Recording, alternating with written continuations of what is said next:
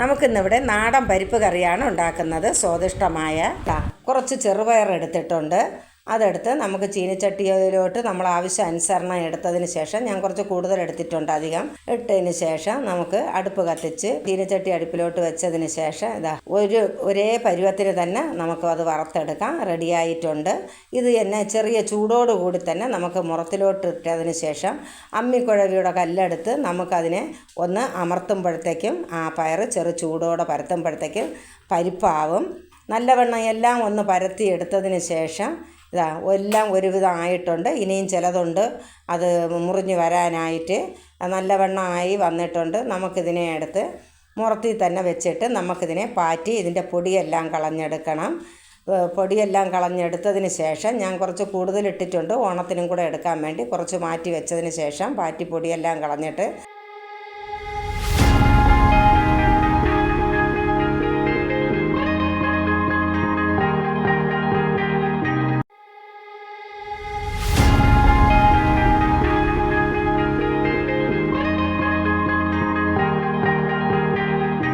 അങ്ങനെ നമ്മൾ അത്യാവശ്യം കുറച്ച് പരിപ്പെടുത്ത് പാത്രത്തിലോട്ടിട്ട് നല്ലവണ്ണം കഴുകിയതിന് ശേഷം അതിനെ ഒരു മങ്കലത്തിലോട്ട് ഇട്ട് വയ്ക്കാം. വച്ചതിന് ശേഷം അതിനെ അടുപ്പ് കത്തിച്ച് നമുക്ക് അടുപ്പിൽ വയ്ക്കാം. അത് നല്ലവണ്ണം തിളച്ച് ഇതായി വന്നതിന് ശേഷം പൊങ്ങിപ്പോകും. അപ്പോഴപ്പോഴും ശ്രദ്ധിക്കണം, അല്ലെങ്കിൽ അടുപ്പിലെല്ലാം തൂവി പോകും. അത്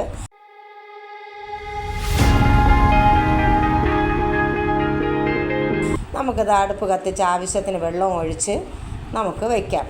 വെച്ചതിന് ശേഷം നമുക്ക് ഒരു മൂടി കൊണ്ട് മൂടി വയ്ക്കാം. അത് അപ്പോഴപ്പോഴും തിളയ്ക്കുമ്പം ഇതായി പോവരുത്. നമുക്ക് തുറന്ന് നോക്കിക്കൊണ്ടിരിക്കണം.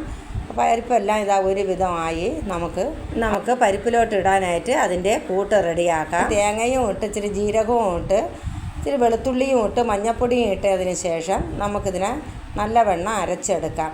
അരച്ചെടുത്തതിന് ശേഷം അരഞ്ഞ് വന്നിട്ടുണ്ട് നല്ല മഷി പോലെ. നമുക്ക് പരിപ്പ് നോക്കാം. പരിപ്പെല്ലാം വെന്ത് നല്ല കുറുവി വരാറായി. ആവശ്യത്തിന് ഉപ്പും ഇട്ടതിന് ശേഷം നമുക്ക് ഈ അരപ്പും ഒഴിച്ച് തിളയ്ക്കാൻ പാടില്ല.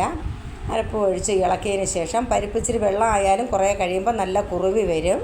ഇതൊന്ന് കുറുവി വന്നിട്ടുണ്ട്. ഇതിലോട്ട് നമുക്ക് കറിവേപ്പിലയും ഇട്ട് ഇത്തിരി പച്ച വെളിച്ചെണ്ണയും ഒഴിച്ച് സ്വാദിഷ്ടമായ പരിപ്പ് കറി റെഡി.